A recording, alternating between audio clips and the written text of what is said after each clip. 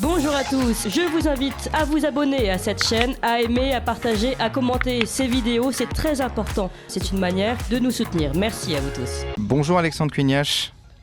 Bonjour.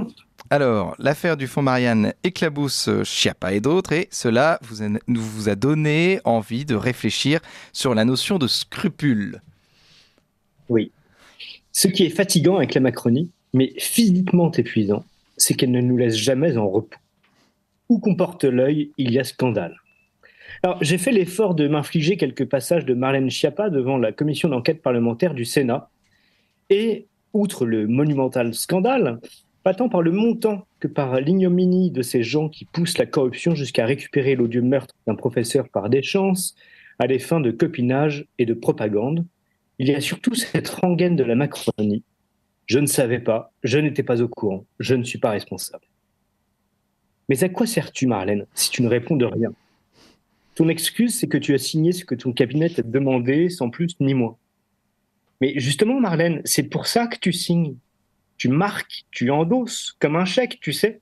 Tu dis que c'est ta décision pour précisément pouvoir répondre de ta signature. En contemplant Marlène, donc, je me suis dit que l'autre point commun de la Macronie, outre leur nullité crasse et leur arrogance, leur face de serpillière, leur sourire en coin et leur ricanement, c'est cette absence de scrupule totale. Et comme j'avais déjà fait le scandale, je me suis dit que ce serait l'occasion de revenir sur la notion. Le scrupule, comme chacun sait, nous vient du latin scrupulum, petit caillou, voire petit caillou pointu. Et l'on dit que c'est ainsi que les légionnaires qualifiaient les petits cailloux qui se fichaient dans leur caligulé,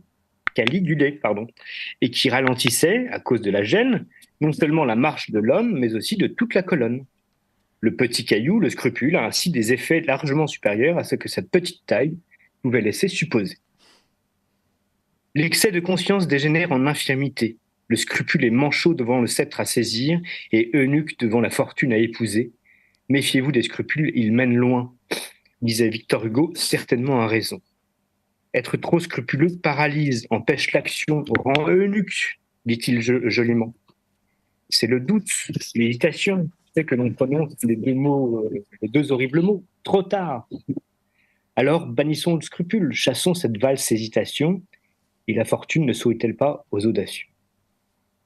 Mais pourquoi? Pour avoir un jour la carrière de Véran et sa face surtout? Pour s'humilier dans le mensonge et la compromission? Pour avoir le regard vide de Schiappa ou torve de Macron? Et puis, j'ai regardé la deuxième partie de la définition du mot scrupule qui dit exigence, délicatesse morale très poussée, tendance à juger avec rigueur sa propre conduite, conscience, correction, délicatesse, honnêteté, attention, exactitude, fidélité, ponctualité, pudeur. C'est marrant, j'ai eu beau retourner ça dans tous les sens, pas un seul de ces mots ne s'applique ne serait-ce qu'une fois, ne serait-ce qu'à une personne dans toute la Macronie.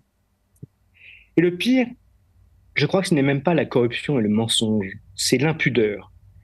Et je ne parle même pas de celle de Marlène dans Playboy, mais de l'impudeur de l'âme qui n'a pas cette retenue polie de ne pas se dévoiler tout entière d'un seul coup.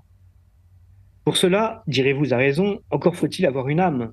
Et c'est là que je commence à douter, car précisément, ce doute, ce scrupule, ce petit caillou qui fait mal, nous rappelle que nous avons une conscience, une âme donc qui connaît le bien et le mal, et qu'elle a payé cher ce dur privilège, que sa nature est blessée, qu'elle n'est pas infaillible, la mienne pas moins que celle des autres.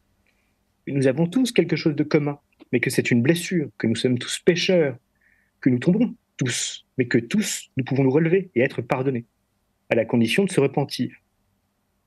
Et ça, les certaines et les certains de la Macronerie, ne le confesseront jamais. Ils ne peuvent pas se tromper. C'est d'ailleurs pour ça qu'ils ne répondent de rien. Ça serait douter même de leur infaillibilité. Ça serait faire montre d'humilité. Et ça n'est pas précisément le style de la maison. Mais après tout, ils sont libres de leur choix et de leur propre mesure. Mais je leur dis simplement une chose. L'éternité, en leur seule compagnie, risque d'être un très long chemin. Et ce n'est pas qu'un petit caillou qui gênera leur route.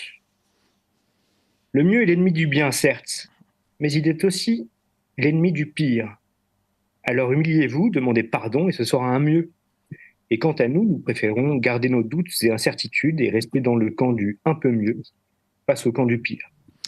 Merci Alexandre Cugnache pour cette scrupuleuse chronique. On se retrouve la semaine prochaine pour une autre chronique étymologique. Merci à vous.